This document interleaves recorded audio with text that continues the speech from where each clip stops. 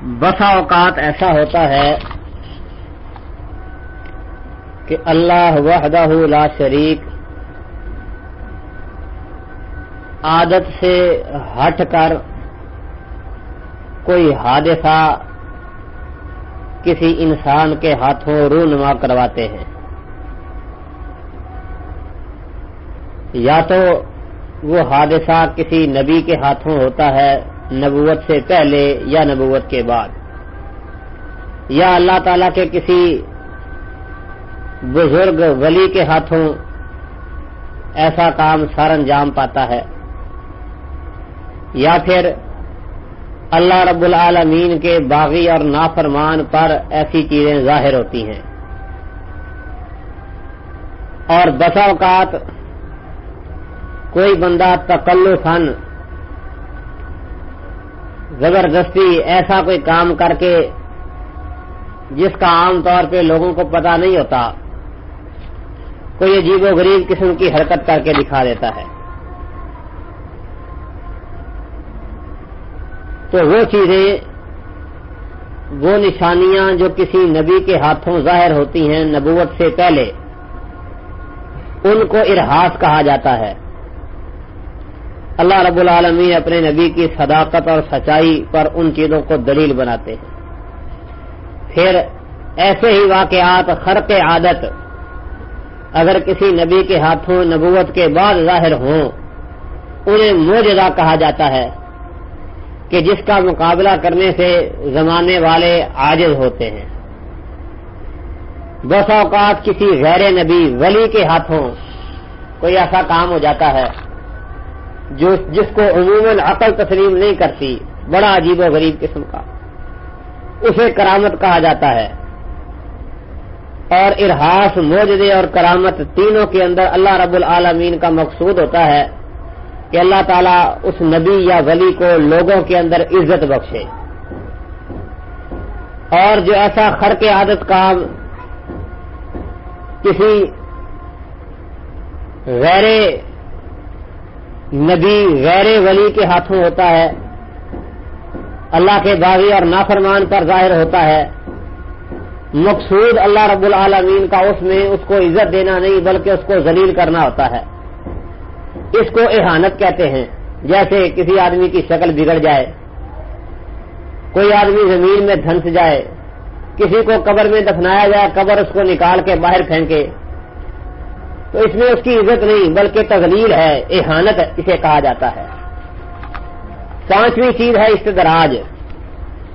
اس کے اندر اللہ رب العالمین مقرر وقت تک تھوڑے عرصے اور تھوڑے دیر کے لیے کسی آدمی کے ہاتھوں خرق عادت کام رونما کرواتے ہیں، اور جاہل قسم کے لا علم لوگ اس شخص کو ولی با کرامت سمجھ کر اس کے بڑے گرویدہ ہونا شروع ہو جاتے ہیں، حالانکہ وہ اللہ رب العالمین کی طرف سے آزمائش ہوتی ہے اس بندے کی بھی جس پر یہ چیزیں ظاہر ہو رہی ہیں، اور ان لوگوں کی بھی آزمائش جن کے سامنے یہ چیزیں ظاہر ہو رہی ہیں۔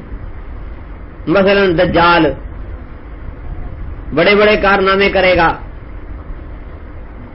تو جاہل قسم کے لوگ اس کو دیکھ کے سمجھیں گے بڑا ولی با کرامت ہے، لوگ اس پر ایمان لاتے جائیں گے، وہ کہے گا میں رب ہوں، لوگ مانتے چلے جائیں گے۔ اسی طرح جادوگر اپنے جادو کے زور پہ کچھ نہ کچھ کر دیتا ہے، لوگ اس کے بڑے گرویدہ ہو جاتے ہیں۔ پھر چھٹی وہ چیز جس کے اندر اسباب ظاہری ہوتے ہیں لیکن عام طور پہ لوگوں کو نہیں پتا ہوتا، بڑے عجیب و غریب کام ہوتے ہیں، جیسے ہاتھوں پہ سرسوں جما لینا۔ کام بڑا انوکھا ہے کہ بندے نے سرسوں کے بیج ہاتھ پہ رکھے ہیں، پانی کا چھٹا مارا ہے، ہوا دی ہے، وہ سرسوں اگنے لگ گئی ہے، تو اس کو کہتے ہیں شعبدہ بازی، کیونکہ سرسوں کا اگانا کوئی بعید نہیں۔ سرکے کے اندر بھگو کے رکھ دو ایک ہفتہ، اس کے بعد جب کسی کو حیران کرنا ہو اپنے ہاتھ کو تھوڑا سا مٹی کے ساتھ مل لو، مٹی لگا لو، اوپر سرسوں کے دانے رکھ کے پانی کا چھٹا مار کے ہوا دے دو، فوراً نکل آئے گی ان کی انگوریاں، تو اس کو شعبدہ کہتے ہیں۔ تو یہ خرق عادت نہیں، بلکہ عادت کے مطابق ہے کہ ایسا ہوتا ہے، کیمیائی عمل ہے یہ.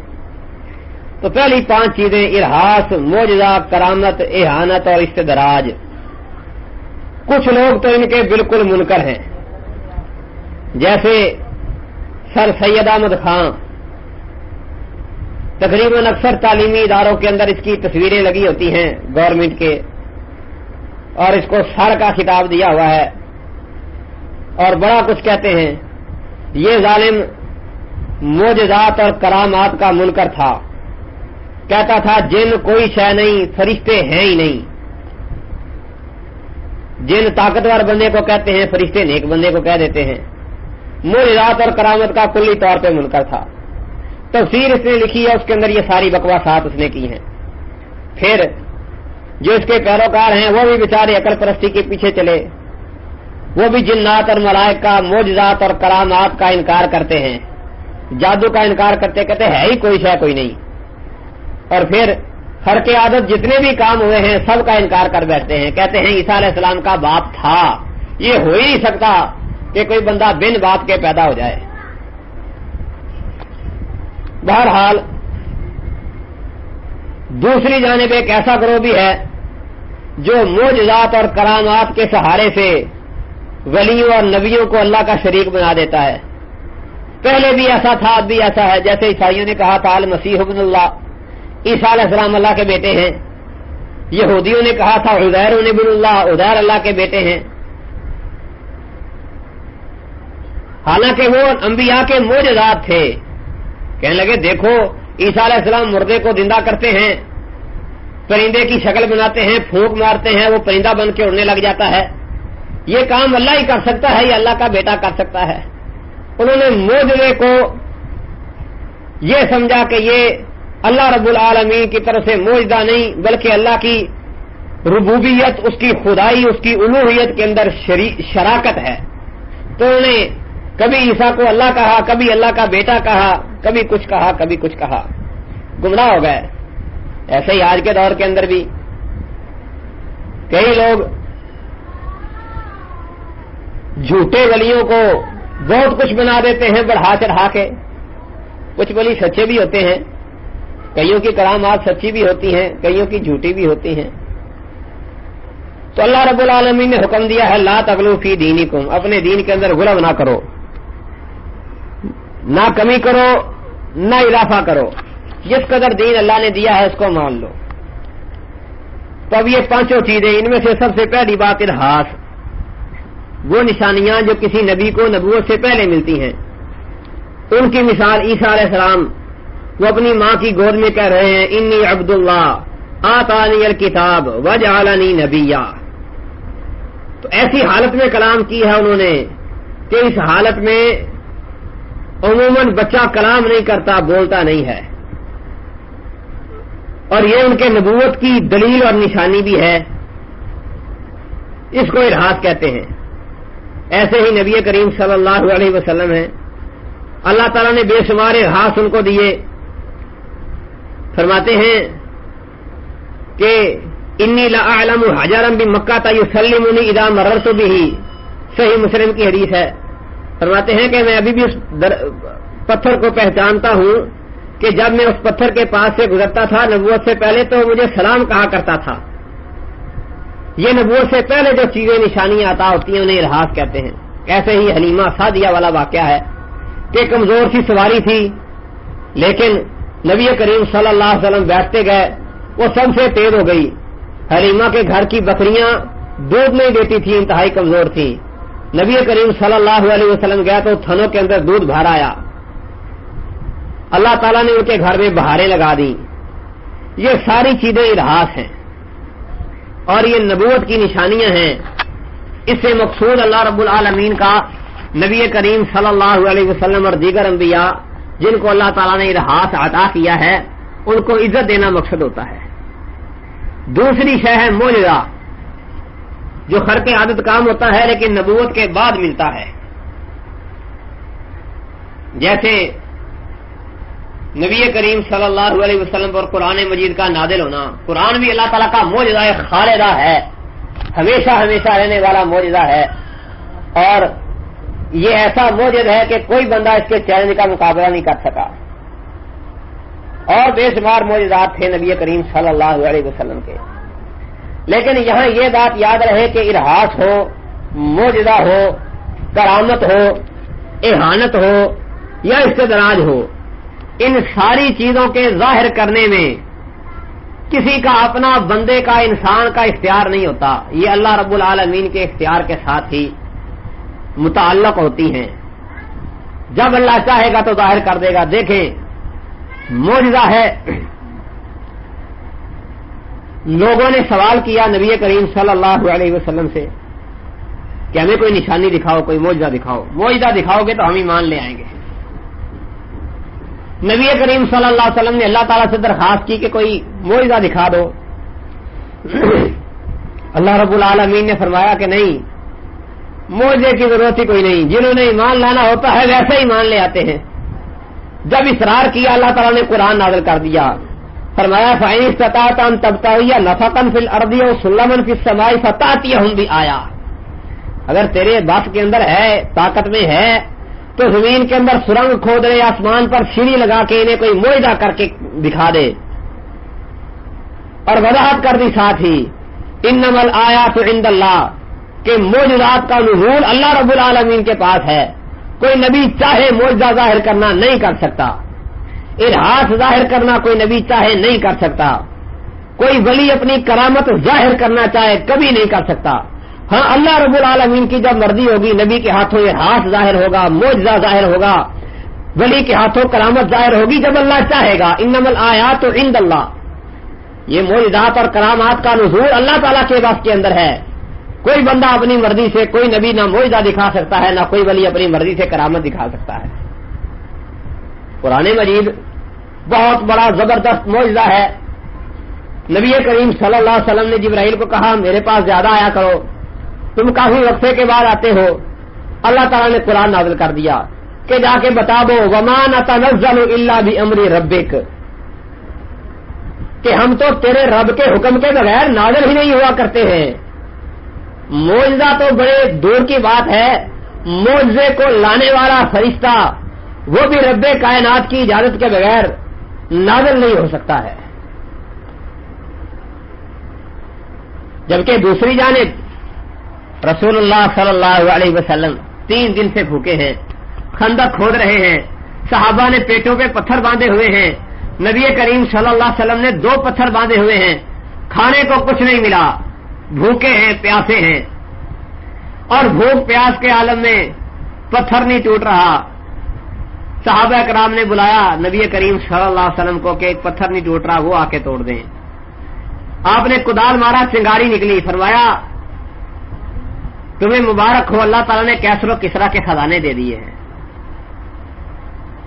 بھوک ہے، پیٹ پہ پتھر باندھے ہوئے ہیں، کھانے کو کچھ مل نہیں رہا، دشمن کا ڈر اور خوف سر پہ سوار ہے، اور کیسر و کسرا کے خزانے وہ نبی کریم صلی اللہ علیہ وسلم فرما رہے ہیں کہ تمہیں ملیں گے.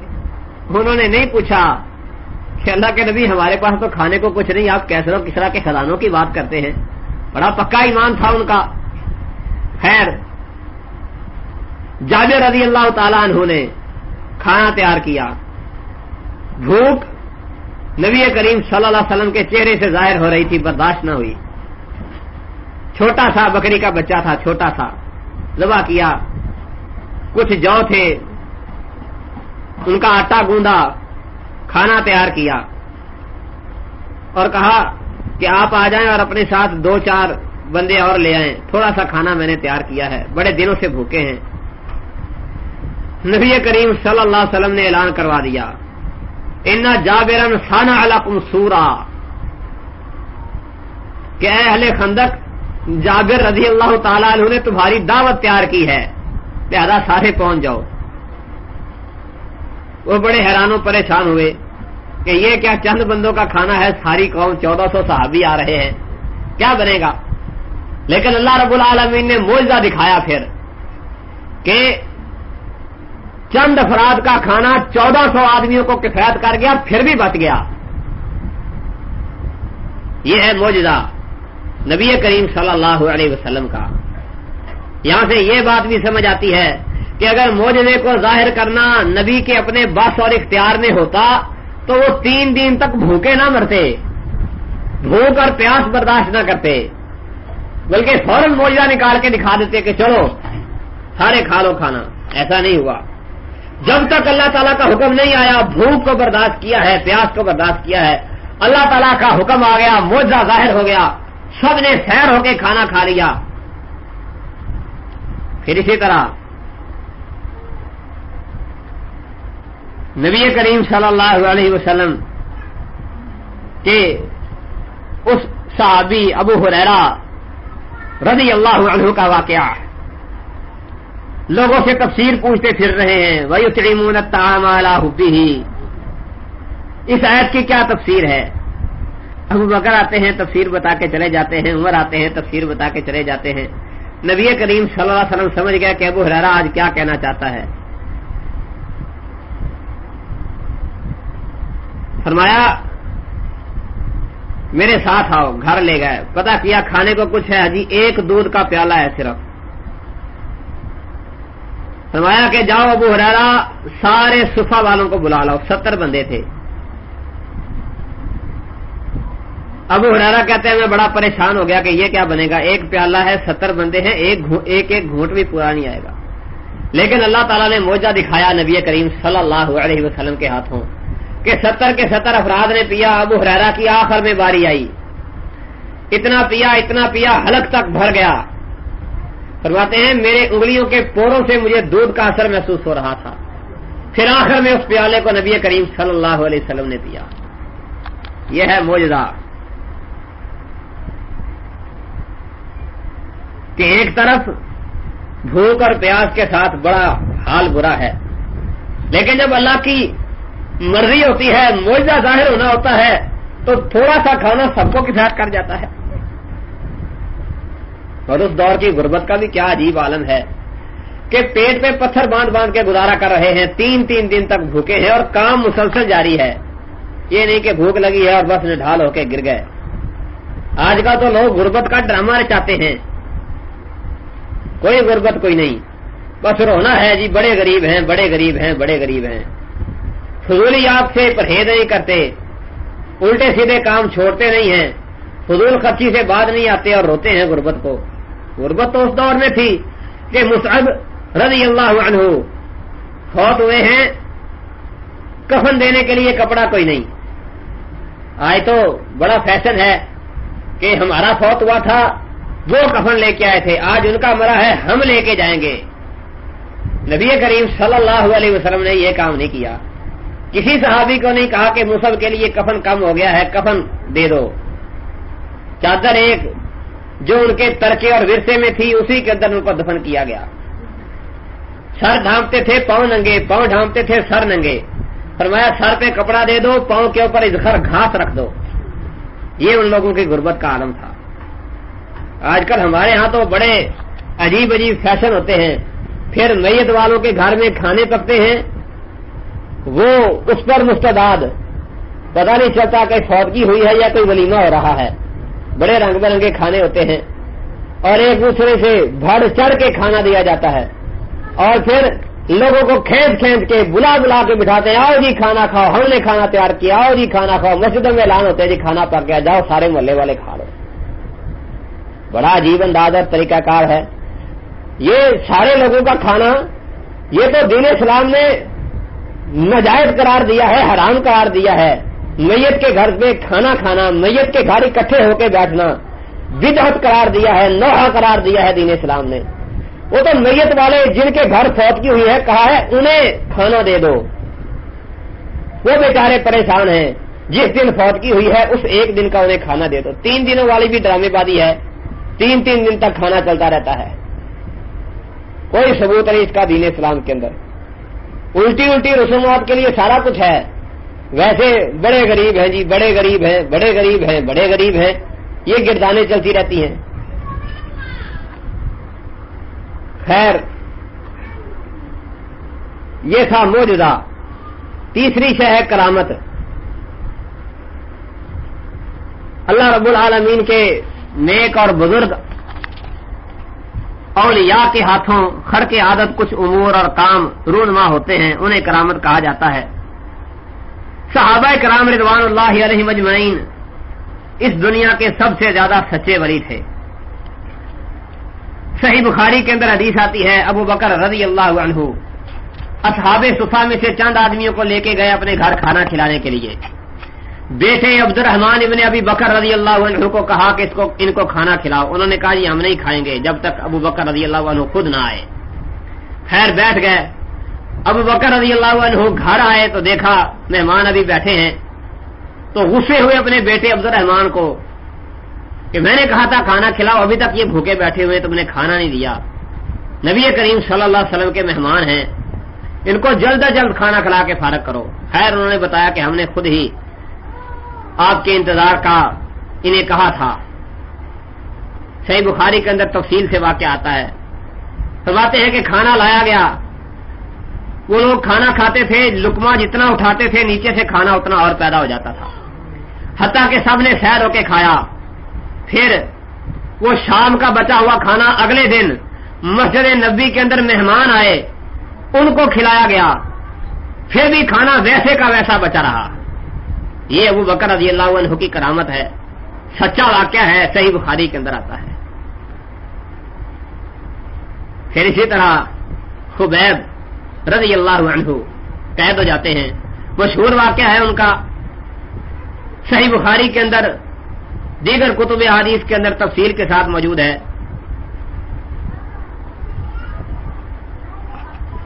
وہ قید میں ہیں، جگڑے ہوئے ہیں، کر کچھ نہیں سکتے۔ اللہ رب العالمین نے ان کے کھانے کے لیے تر و تازہ انگور وہ بھیجے۔ قید کرنے والوں نے دیکھا یہ کیا ہے، ہم نے تو اس کو بھوکا رکھا ہوا تھا، قید کیا ہوا تھا، اس کے کھانے کے لیے تو یہ انگور اس کو کون دے گیا؟ کہا یہ اللہ رب العالمین کا رزق ہے، اللہ جسے چاہتا ہے دیتا ہے۔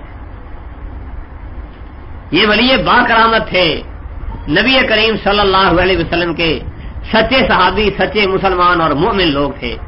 اللہ رب العالمین نے ان کے ہاتھوں بڑی بڑی کرامات ظاہر کروائی ہیں، اور پھر کرامت کے ظاہر کرنے پر بھی کسی ولی کا اپنا اختیار اور بس کوئی نہیں۔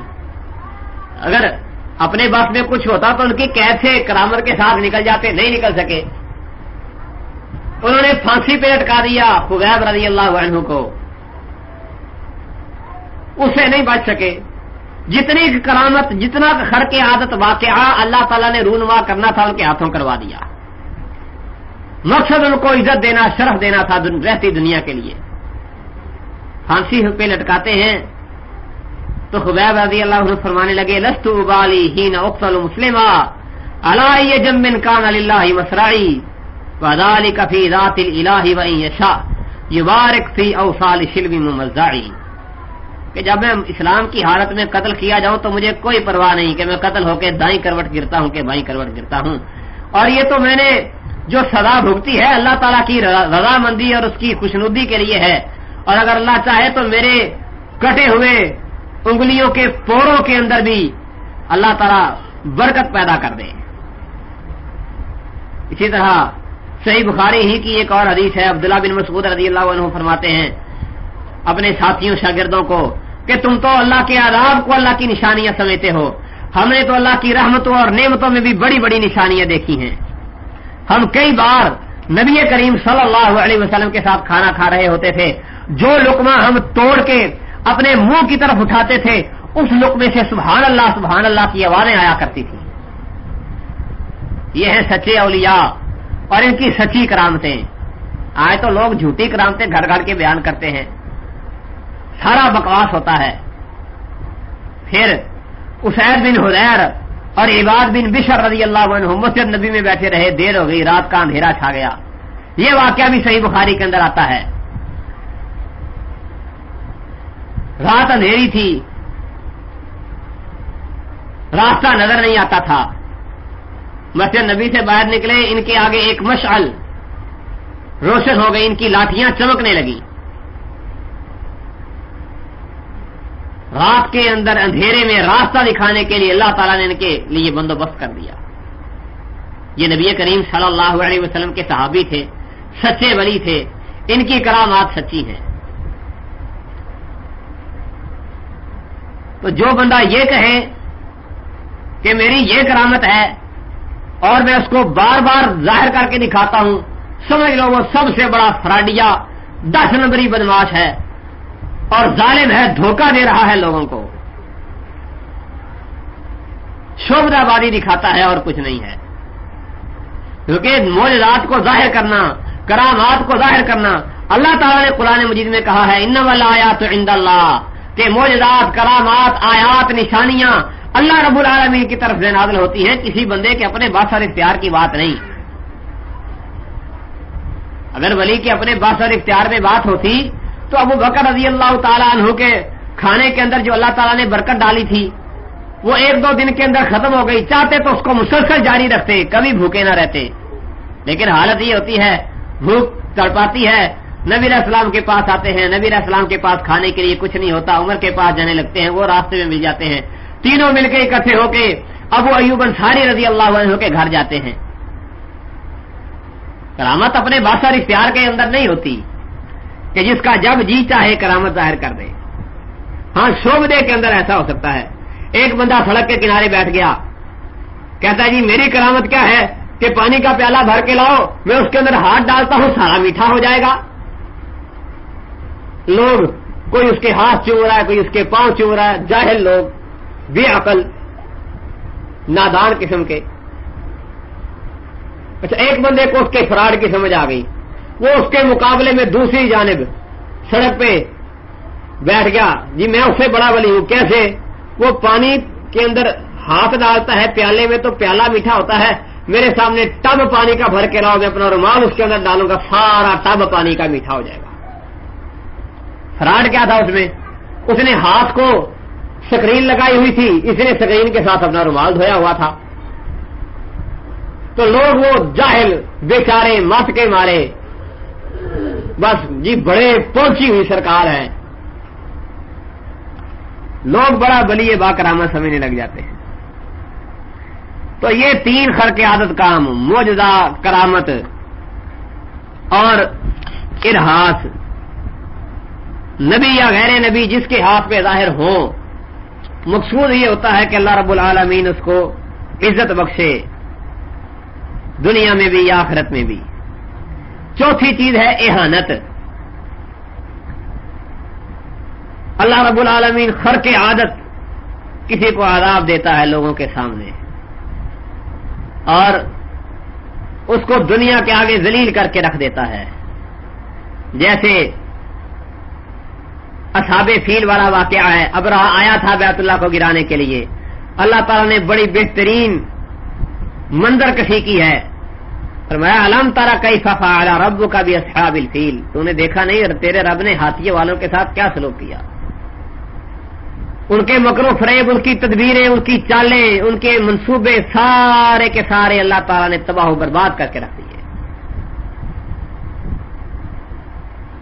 اللہ تعالیٰ نے چھوٹے چھوٹے پرندوں کو بھیجا، ترمیہم بحجارۃ من سجیل، کچی مٹی کے چھوٹے چھوٹے ٹکڑے وہ ان کے اوپر گراتے، اور نتیجہ کیا نکلتا؟ جس کو بھی وہ چھوٹا سا پتھر لگتا کچی مٹی کا، اس کا جسم سکڑنے لگتا، پگھلنے لگتا، بالکل چھوٹا سا چودے کی طرح ہو جاتا. پھر اس کا دل پھٹتا، بلاسٹ ہو جاتا، پھٹ جاتا، وہی مر جاتا. سارے ہاتھی، سارے فوج والے ابرہہ سمیت تباہ و برباد ہو گئے. وہاں پر وادی محشر میں اللہ رب العالمین نے ان کو نیست و نابود کر دیا. فرمایا فجعلہم کعصف معقول، جیسے جانور چارہ چرتا ہے، چارہ چر کے بھوسا گھاس کھا کے جیسے کتر کے وہ اس کو کھاتا ہے، ایسا کھائے ہوئے بھوسے کی طرح، چارے کی طرح ہم نے ان کو کر کے رکھ دیا. ایسی تباہی پھیری. یہ اہانت ہے. قارون کا واقعہ اللہ تعالیٰ نے قرآن مجید میں بیان کیا ہے. فرمایا اتنا بڑا خزانہ تھا، لَتَنُوءُ بِالْعُصْبَى اولی قوہ، بہت قوت والی جماعت، بہت لمبی چوڑی جماعت اس کے خزانوں کی چابیاں اٹھایا کرتی تھی.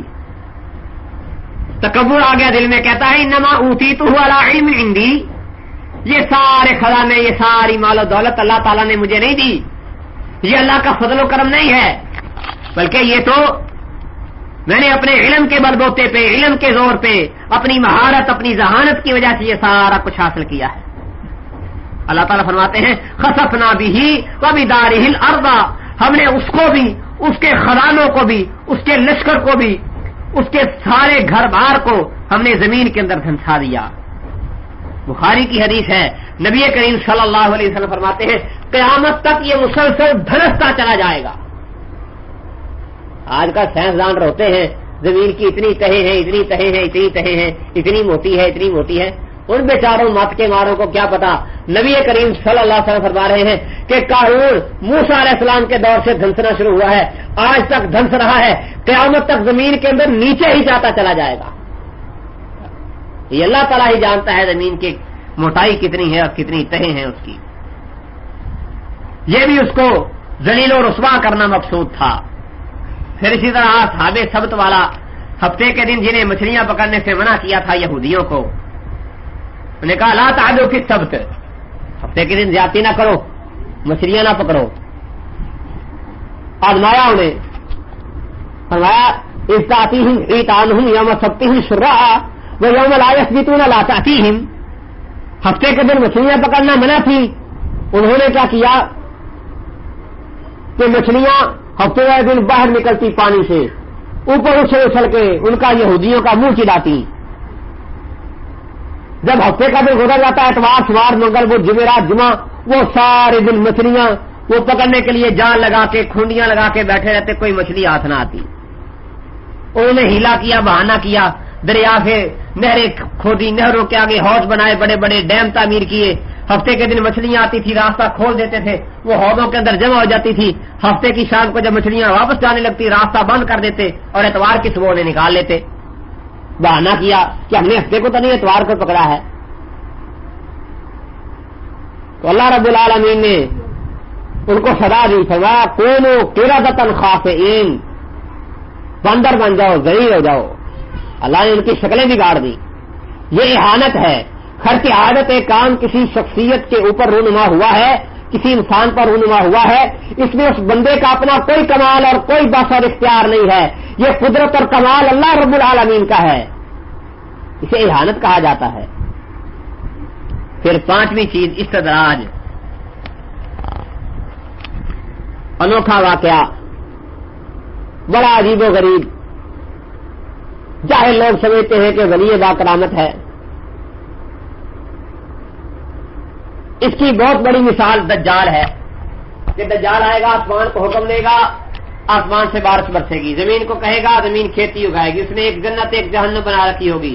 ایک آدمی کو لوگوں کے سامنے قتل کرے گا، قتل کر کے اس کے جسم کے دو ٹکڑے کر دے گا، دو ٹکڑے کر کے ان دو ٹکڑوں کے درمیان چلے گا، پھر کہے گا کہ اگر میں اس کو دوبارہ زندہ کر دوں تو کیا تم مجھ پر ایمان لاؤ گے؟ وہ کہے گا ہاں ضرور مانیں گے۔ وہ اسے کہے گا کھڑا ہو جا، وہ آدمی دوبارہ اس کے دونوں حصے لوگوں کی آنکھوں کے سامنے جڑیں گے اور چلتا اس کے سامنے آ جائے گا۔ تو لوگ جو جھوٹے ولیوں پر مرنے والے ہوتے ہیں، دجال کی اس قسم کی حرکتیں دیکھ کے وہ کہیں گے یہ تو بڑا کرنی بھرنی والا ہے، واقعی اللہ ہے۔ آج کل لوگ ولیوں کو کہتے ہیں نا کہ اللہ نے اختیار دیا ہوا ہے، وہ دجال کو دیکھ کے ایسے کمزور عقیدے والے، کمزور ایمان والے، ناقص عقل والے، جاہل لوگ، اللہ کے دین سے دور لوگ، وہ گرتے پڑتے چلے جائیں گے، دجال کو اپنا رب اور الہ ماننے لگیں گے۔ اور یہ بندہ جس کو اس دجال نے دو ٹکڑے کیا تھا، اس کو دجال پوچھے گا تو اب مجھ پہ ایمان لاتا ہے کہ نہیں؟ وہ کہے گا اللہ تعالیٰ نے مجھے علی وجہ البصیرہ سمجھا دیا ہے کہ تو واقعی دجال ہے، کانا ہے۔ اللہ نے اس کو اختیار دیا ہوگا لیکن لمیٹڈ ہوگا، محدود پیمانے تک ہوگا۔ اس کی ایک آنکھ کانی ہوگی، کبھی دائیں کانی ہو جائے گی، کبھی بائیں، اتنا کہ اللہ نے اس کو اختیار دیا ہوگا۔ کہ کوئی کہے گا کہ میں نے حدیثوں کے اندر پڑھا ہے کہ دجال کی دائیں آنکھ کانی ہے، تو کہے گا دیکھو میری دائیں تو کانی نہیں ہے، دائیں تو میری ٹھیک ہے۔ یہ کہے گا میں نے حدیث میں پڑھا ہے کہ دجال کی بائیں آنکھ کانی ہے، اس کو اپنی بائیں آنکھ ٹھیک کر کے دکھانے کا کہے گا دیکھو میری بائیں آنکھ تو ٹھیک ہے، لیکن دونوں آنکھوں کو ٹھیک کرنا یہ کبھی نہیں ہو سکے گا۔ پھر جس بندے کے دل میں ایمان کامل ہوگا وہ اس کے ماتھے اور پیشانی پہ کاف سارا لکھا ہوا پڑے گا، چمک رہا ہوگا، لوگوں کو نظر آ رہا ہوگا، لیکن نظر اس بندے کو آئے گا جس کے دل میں کامل ایمان ہوگا، جو بندہ مومن ہوگا۔ ساری زمین پہ گھومے گا لیکن مکے اور مدینے کے اندر داخل نہیں ہو سکے گا. اختیارات ہوں گے اس کے پاس، بڑی بڑی حرکتیں کرے گا، بڑے بڑے کارنامے سر انجام دے کے دکھائے گا، لیکن اس کے یہ اختیارات محدود مدت تک ہوں گے. پھر عیسیٰ علیہ السلام آئیں گے، باب لد پہ پہنچ کر اس دجال کو قتل کر دیں گے. قتل ہو جائے گا. رب قتل تو نہیں ہوا کرتا ہے. تو یہ استدراج میں اللہ رب العالمین بتدریج پہلے اس بندے کو لوگوں کے سامنے بڑا اونچا کر کے دکھاتے ہیں، مقصد لوگوں کی آزمائش ہوتا ہے، پھر بالآخر اسے انتہائی برا ترین بدترین عذاب دیتے ہیں. دجال کے ساتھ یہ کام ہوگا. ایسے ہی جادوگر، جادو کرنے والا اپنے جادو کے دور پہ بڑا کچھ کرتا ہے. اللہ تعالیٰ فرماتے ہیں وَمَا هُمْ بِضَارِّينَ بِهِ مِنْ أَحَدٍ إِلَّا بِإِذْنِ اللَّهِ. اللہ تعالیٰ کی اذن اور اجازت کے بغیر جادوگر کا جادو کسی کو نقصان نہیں پہنچا سکتا. اذن اللہ کا ہوگا، حکم اللہ کا ہوگا تو نقصان پہنچے گا، وگرنہ کوئی نہیں. کوئی بندہ کسی کو پستول سے گولی مار دے، اللہ کا حکم ہوگا تو بندہ مر جائے گا، نہیں حکم ہوگا تو بچ جائے گا. ایسے ہی جادوگر کا وار ہے کہ اللہ کا حکم ہوگا تو جادو اثر کر جائے گا، نہیں ہوگا تو اثر نہیں کرے گا. استدراج کے اندر جس شخص کے ہاتھوں استدراج ظاہر ہوتا ہے اس کا کوئی اپنا قوال نہیں ہوتا، وہ اپنی الٹی سیدھی ڈینگیں مارتا ہے جو مارتا ہے، لیکن اس کے اندر اثر تبھی پیدا ہوتا ہے جب اللہ رب العالمین چاہتا ہے، وگرنہ پیدا نہیں ہوتا. کچھ لوگ جادو کے کلی طور پر انکاری ہیں، کہتے جادو کوئی شے نہیں، جھوٹ ہے، فراڈ ہے، جادو ہے ہی کوئی نہیں. کلی طور پہ جادو کے منکر کہتے ہیں جادو شبدہ بازی ہے، پھر الٹی سیدھی تعویلیں کرتے ہیں. اللہ رب العالمین نے قرآن مجید میں اس بات کی وضاحت کی ہے کہ جادو برحق ہے، جادو ہو جاتا ہے، جادو کا اثر ہو جاتا ہے. جادوگر جادو کے ذریعے اذیت پہنچاتا ہے، نقصان پہنچاتا ہے، لیکن پہنچاتا تبھی ہے، نقصان تبھی ہوتا ہے جب اللہ تعالیٰ کا حکم اور اذن ہو. یہ ظالم لوگ جماعت المسلمین والے پاگل بیچارے مت کے مارے. یہ ڈاکٹر بشیر، اس کے ساتھ میری گفتگو ہوئی، کہتا جادو ہے ہی کوئی نہیں، شبدہ بازی ہے. اگر تم یہ کہو کہ جادوگر جادو کے ذریعے کوئی کام کر دکھاتا ہے پھر تو تم نے اس کو رب بنا دیا. لیکن بیچاروں اور مت کے ماروں کو سمجھ کچھ نہیں آتی. اب کوئی بندہ کسی پہ گولی چلاتا ہے، کہتے ہیں نا کہ اس بندے نے قتل کیا ہے.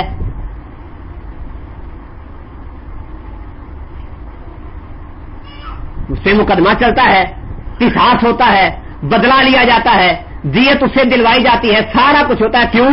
اس بندے نے فلاں بندے کو قتل کر دیا. اب یہاں کوئی نہیں کہتا کہ قتل کرنا تو اللہ کا کام ہے. اگر تم یہ کہو گے کہ اس بندے نے قتل کیا ہے، یہ تو تم نے اس کو رب بنا دیا، کیونکہ موت زندگی تو اللہ کے ہاتھ میں ہے. بات یہ ہے کہ یہ اسباب ہے، جادوگر اپنے اسباب استعمال کرتا ہے، قاتل اپنے اسباب استعمال کرتا ہے، اور اسباب کے غلط استعمالات کی وجہ سے ان لوگوں کو سزا دی جاتی ہے. جادوگر کو بھی سزا اسی لیے ہے کہ اس نے اسباب کو غلط استعمال کیا، ابلیس شیطان سے تعاون حاصل کیا، اس کو راضی کیا، اس کو منایا، ابلیس کے نام کس نے وہ قربانیاں دی، چڑھائے، سارا کچھ کیا. اللہ کے ساتھ اس نے کفر کیا، قرآن کا مذاق اڑایا، نبی کے فرمان کا مذاق اڑایا، اللہ کے دین اسلام کا مذاق اڑایا. اس گندی عادت کی وجہ سے، شنیع فعل کی وجہ سے اس جادوگر کو عذاب دیا جاتا ہے. قاتل کو قتل کرنے کی سزا اسی وجہ سے دی جاتی ہے کہ یہ قتل کرنے کا اعلیٰ ہتھیار اللہ تعالیٰ نے کافروں پہ استعمال کرنے کے لیے کہا تھا، اس نے مسلمانوں پہ استعمال کرنا شروع کر دیا ہے. لہذا اس کو سزا دی جائے، قتل کے قصاص میں قتل کیا جائے، یا 100 اونٹ اس کو دیت اس سے وصول کی جائے.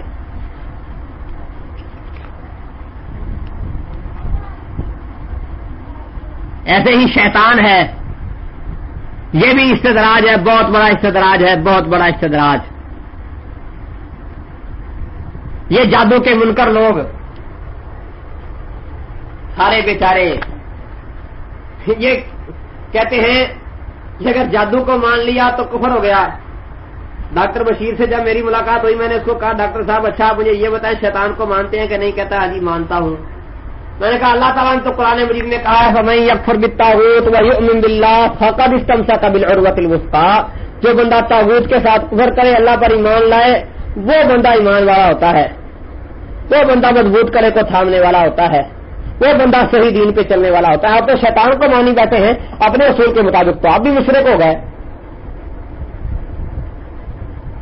پھر میں نے اسے پوچھا، وہ کہتا ہے جادوگر جادو کے ذریعے کوئی نفع نہیں دے سکتا، کوئی نقصان نہیں دے سکتا۔ میں نے کہا اچھا ڈاکٹر صاحب یہ بتاؤ کہ جو شیطان ہے، ابلیس ہے، یہ انسان کو گمراہ کرتا ہے کہ نہیں؟ کہتا ہاں جی کرتا ہے۔ میں نے کہا اچھا گمراہ کرتا ہے، اللہ تعالیٰ تو کہتا ہے کہ اللہ جس کو چاہے ہدایت دے، جس کو چاہے گمراہ کرے، آپ نے تو گمراہ کرنے میں شیطان کو اللہ کا شریک بنا دیا ہے۔ پھر جواب کوئی نہیں آیا، کہتا جی شیطان کی مثال کیوں دیتے ہو؟ میں نے کہا وہ تیرا کچھ لگتا ہے، اس کی مثال سے ڈرتا ہے۔ جادو بھی شیطانی کام ہے، شیطان کا کام بھی شیطانی کام ہے۔ تو مختصراً بات یہ ہے کہ جادوگر کے جادو کے اندر تاثیر ہوتی ہے۔ اللہ تعالیٰ نے قرآن مجید میں کہا ہے کہ جب انہوں نے اپنی رسیاں پھینکی جادوگروں نے، یخیل الیہ من سحرہم انہا تسعی، جادوگروں کے جادو کی وجہ سے موسیٰ علیہ السلام کو یوں محسوس ہونے لگا کہ یہ رسیاں چل رہی ہیں، خیال یہ پیدا ہوا۔ اللہ تعالیٰ قرآن میں کہتے ہیں سحروا اعین الناس، لوگوں کی آنکھوں پر انہوں نے جادو کیا تھا۔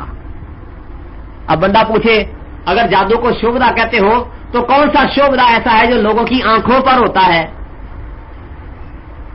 پھر اللہ نے قرآن میں کہا ہے وَيُفَرِّقُونَ وَيَتَعَلَّمُونَ مِنْهُمَا مَا يُفَرِّقُونَ بِهِ بَيْنَ الْمَرْءِ وَزَوْجِهِ، یہ ظالم لوگ جادوگروں سے، شیطانوں سے وہ کچھ سیکھتے تھے جو آدمی اور اس کی بیوی کے درمیان جدائی پیدا کرتا تھا۔ کون سا ایسا شعبہ ہے جو میاں بیوی کو دکھایا جائے اور ان کے دلوں کے اندر ایک دوسرے کے خلاف نفرت پیدا ہو جائے؟ کہتے ہو نا کہ جادو تو شعبہ بازی ہے، حقیقت کوئی نہیں اس کی۔ دکھاؤ کوئی شعبہ کہ جس کو دیکھنے کی وجہ سے میاں بیوی کے دل میں نفرت پیدا ہو جائے، کوئی ایسی شے نہیں ہے۔ جادو کی حقیقت ہے، یہ اثر رکھتا ہے، اور نبی کریم صلی اللہ علیہ وسلم پر بھی جادو کا اثر ہو گیا تھا۔ یہاں پر یہ اعتراض کرتے ہیں، کہتے ہیں لو اللہ تعالیٰ تو قرآن مجید میں کہتے ہیں کہ منافق، یہ مشرک، یہ نبی کو کہتے ہیں کہ یہ ان تتبعون الا رجلا مسحورا، تم تو جادو زدہ آدمی کی پیروی کرتے ہو، اور تم نے بھی نبی کو یہ کہہ دیا ہے کہ نبی پر جادو ہو گیا تھا۔ یہ تو بہت بڑی گستاخی ہے، یہ بخاری کی حدیث ہی ضعیف ہے کیونکہ اللہ کے قرآن کے خلاف آ رہی ہے، حالانکہ ان کے دماغوں کے خلاف ہے۔ اللہ نے قرآن میں کہا ہے یخیل الیہ من سحرہم انہا تسعی، کہ موسیٰ پر جادو کا یہ اثر ہوا کہ موسیٰ سمجھے لاٹھیاں حرکت کر رہی ہیں، رسیاں حرکت کر رہی ہیں۔ تو حدیث کے اندر بھی یہی الفاظ آتے ہیں خیل الیہ انہ قد فعل، کہ نبی علیہ السلام کو یہ خیال ہوتا کہ آپ نے یہ کام کر لیا ہے، حالانکہ وہ آپ نے کیا نہیں ہوتا۔ اور بس اوقات ایسا ہوتا کہ آپ کو یہ خیال ہوتا کہ آپ نے یہ کام نہیں کیا، حالانکہ آپ نے وہ کر لیا ہوتا تھا۔ تو تخیل پر جادو کا اثر ہو جانا یہ قرآن مجید کے اندر بھی موجود ہے کہ موسیٰ کے تخیلات پر بھی جادو ہوا تھا۔ اور پھر دلیل پیش کرتے ہیں کہ اللہ تعالیٰ نے قرآن مجید میں کہا ہے ان عبادی لیس لک علیہم سلطان، جادو چونکہ شیطانی عمل ہے تو اللہ تعالیٰ نے قرآن میں شیطان کو کہا تھا کہ میرے بندوں پر تیرا کوئی زور اور بس نہیں ہے، ان عبادی لیس لک علیہم سلطان۔ لہذا اگر جادوگر کے جادو میں اثر مانیں گے، یہ کہیں گے کہ نبی کریم صلی اللہ علیہ وسلم پر جادو کا اثر ہو گیا تھا، پھر قرآن کی آیت غلط ہو جائے گی، حالانکہ ان ماری ہوئی مت کے لوگوں کو بات کی سمجھ نہیں آئی۔ اللہ نے یہ کہا ہے کہ سلطان نہیں ہے، سلطان کہتے ہیں حکمرانی کو، کہ شیطان اپنی مرضی سے جو مرضی کرواتا پھرے، ایسا کام مومنوں کے ساتھ نہیں ہو سکتا۔ ہاں تھوڑا بہت اثر ہو جاتا ہے لیکن فوراً مومن بندہ سمجھ جاتا ہے، اور یہ بات اللہ نے قرآن میں ذکر کی ہے کہ اذا مسهم طائف من الشیطان تذکروا فاذا هم مبصرون، کہ جب مومن بندے شیطان ان کو اپنے دھوکے میں لاتا ہے، شیطان انہیں دھوکہ دے جاتا ہے، چکما دے جاتا ہے، اذا مسهم طائف من الشیطان، شیطان کی طرف سے کوئی ان کے ساتھ گڑبڑ معاملہ ہو جاتا ہے، تذکروا، وہ فوراً سمجھ جاتے ہیں، فاذا هم مبصرون، صاحب بصیرت بن جاتے ہیں۔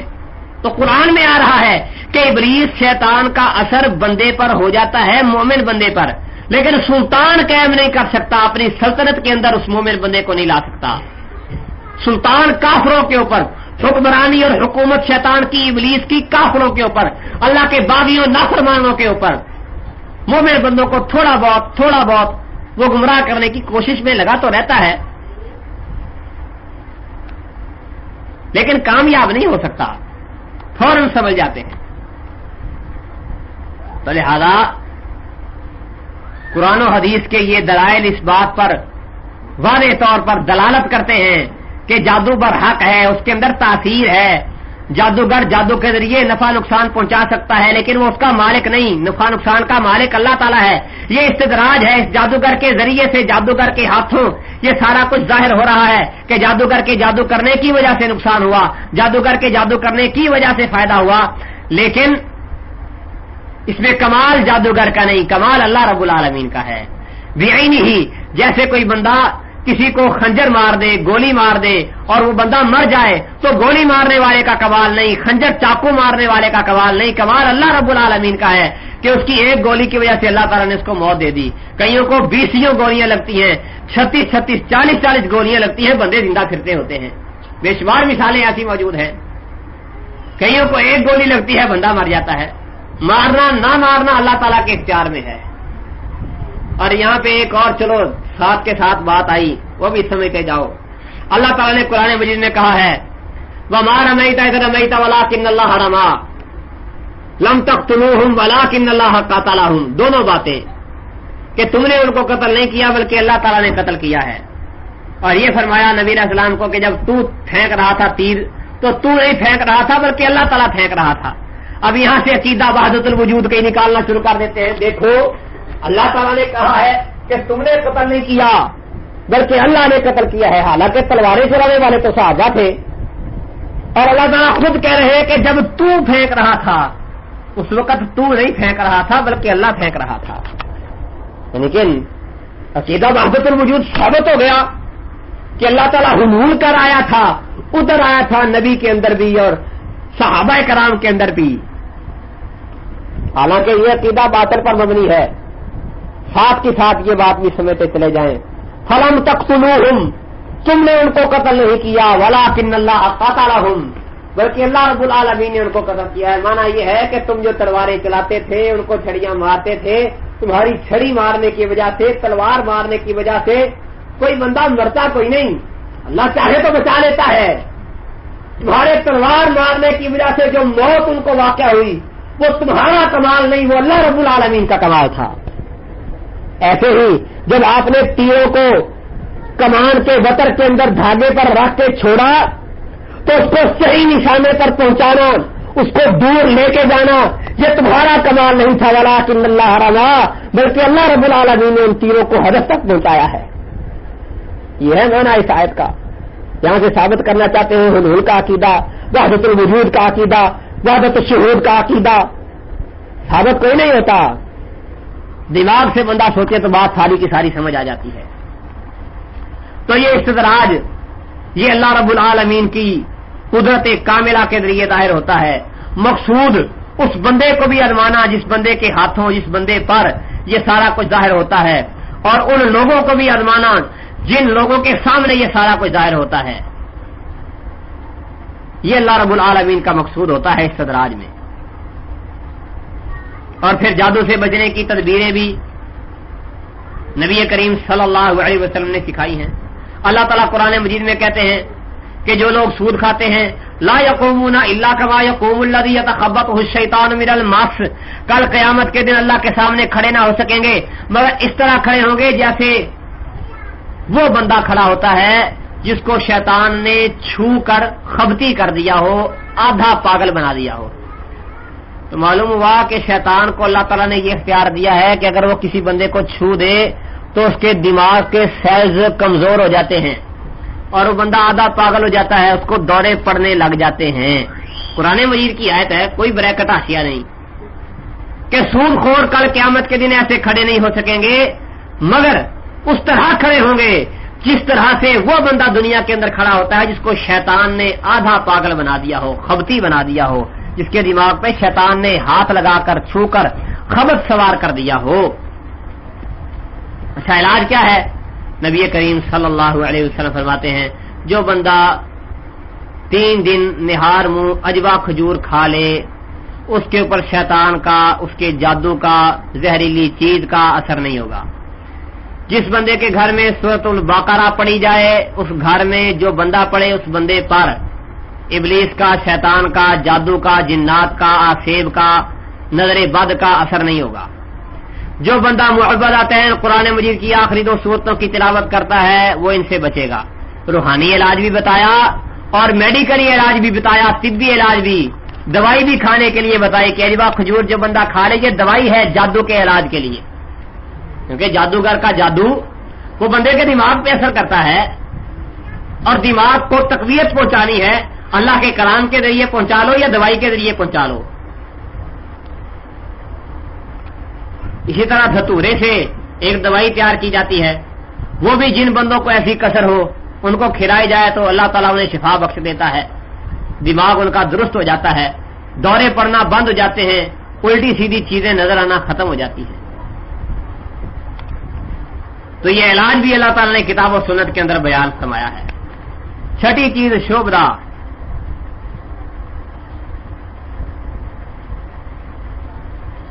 اس کے اندر اسباب مادی ہوتے ہیں اور لوگوں کے سامنے الٹی سیدھی حرکتیں کر کے دکھائی جاتی ہیں۔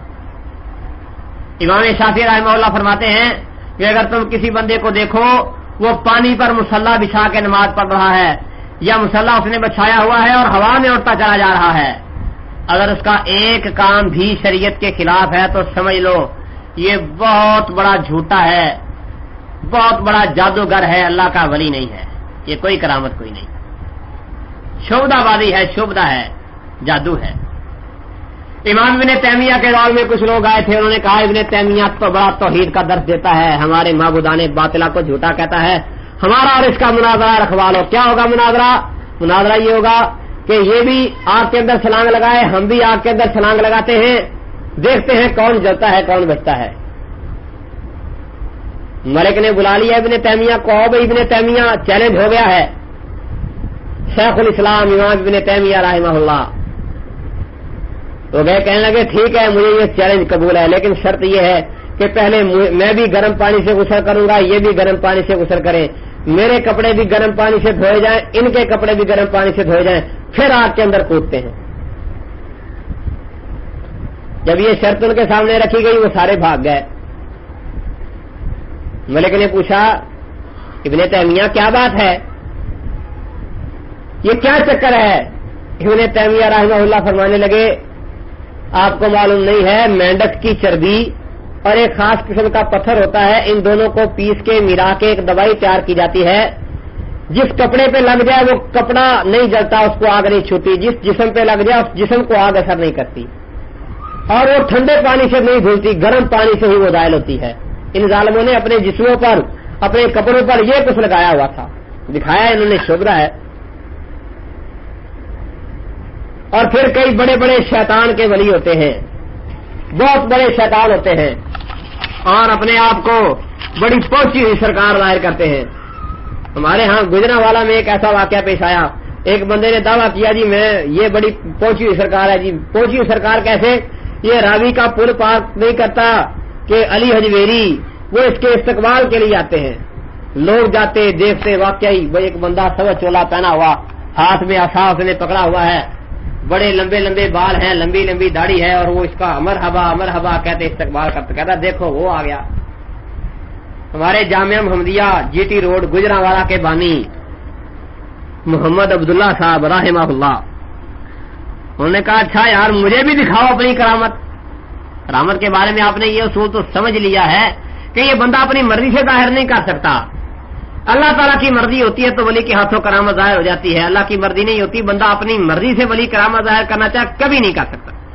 عبداللہ صاحب نے کہا اچھا ٹھیک ہے مجھے بھی دکھاؤ، لے گیا دکھانے کے لیے۔ جب وہاں پہ پہنچے راوی کے پل کے پاس تو واقعی ایک باریش آدمی وہ اس کے استقبال کے لیے آگے بڑھ رہا ہو، عبداللہ صاحب نے اس کو دیکھتے ہی اونچی آواز سے پڑھا اعوذ باللہ من الشیطان الرجیم لا حول ولا قوت الا باللہ۔ یہ کلمہ پڑھنے کی دیر تھی کہ وہ جو بندہ جس کو کہتا تھا کہ جی یہ بھیری میرا استقبال کرنے کے لیے آ رہا ہے وہ غائب ہو گیا فوراً. عبداللہ صاحب نے اس کے کندھے سے پکڑا اور اس کو کہا بتاؤ اعوذ باللہ پڑھنے سے اللہ کا ولی بھاگتا ہے یا شیطان بھاگتا ہے؟ پھر جو لوگ 15-20 ساتھ گئے تھے دیکھنے کے لیے اس کی کرامت کو، ان کو مخاطب ہو کے کہا دیکھو یہ بہت بڑا شیطان ہے، جادوگر ہے، شیطان کا چیلا ہے، شیطان کی باتیں مانتا ہے، ابلیس اس کی باتوں کو لوگوں کے سامنے پورا کر کے دکھاتا ہے اور یہ کوئی بنی شری نہیں ہے،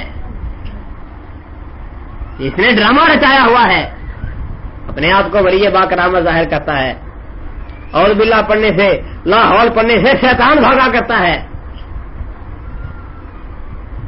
تو ایسے لوگ آج بھی موجود ہیں، بڑے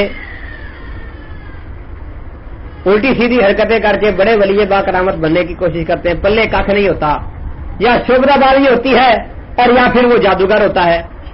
موٹا سا اصول سمجھ لیں، موٹا سا اصول، جو بندہ یہ کہتا ہے کہ میرے پاس جن ہے، وہ خود جو بندہ یہ دعویٰ کرے کہ میرے پاس جن ہے، میں جنوں کے ذریعے یا نورانی مخلوق کے ذریعے یہ عمل کرواتا ہوں یا کرتا ہوں، سمجھ لو کہ وہ بہت بڑا خبیث ترین شیطان ہے، بہت بڑا شیطان کا چیلا ہے، خبیث النفس ہے وہ آدمی.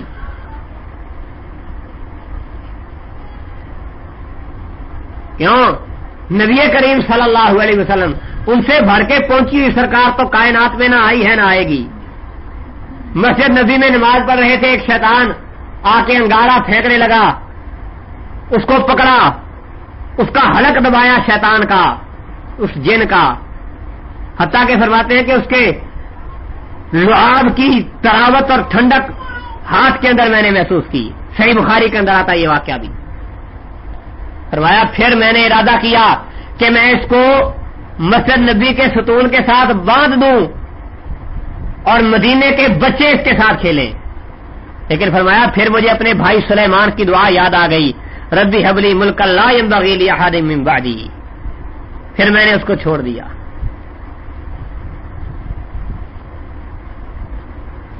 جنوں کو جو کہتے ہیں نا ہم نے قید کیا، وہ یہ قید شاید کوئی نہیں ہوتے جن. یہ بھی وہ جادوگر جو جادوگری سے توبہ طائب ہوئے ہیں، انہوں نے بتائی ہیں ساری سٹوریاں کہ کیا کیا کچھ کرنا پڑتا ہے، کیا کیا پاپڑ بیلنے پڑتے ہیں جنوں کو اپنے ساتھ ملانے کے لیے. اور وہ جن قید نہیں ہوتے بلکہ ان کے اوپر ایک عذاب بن کے مسلط رہتے ہیں جادوگر کے اوپر، کہ جادوگر جو ہی معاہدے کی خلاف ورزی کرے جادوگر کو ختم کر دو.